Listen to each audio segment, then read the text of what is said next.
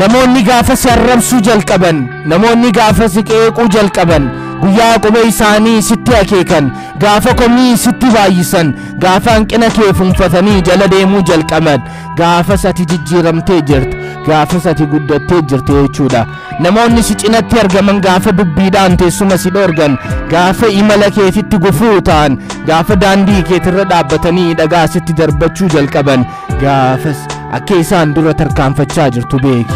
hubadhu namni garagalee dhagaa taa'u arrabsu hin jiru namni saree duute dhagaadhaan tumu hin jiru ati deemsa kee hin dhaabin hin dhaabbatin dubbii isaaniif gurra hin kennin tuffadhu ifa fuuldura kee jiru qofa milladhu osoo isaan si arrabsanii shorroqaa deemi osoo isaan hamilee keetirra dhaabbatanii fuulduratti tarkaanfadhu osoo isaan dhagaa sitti darbatanii callisii fiigi osoo isaan si ilaalanii dachirratti isaan dhiisitii samirra barari.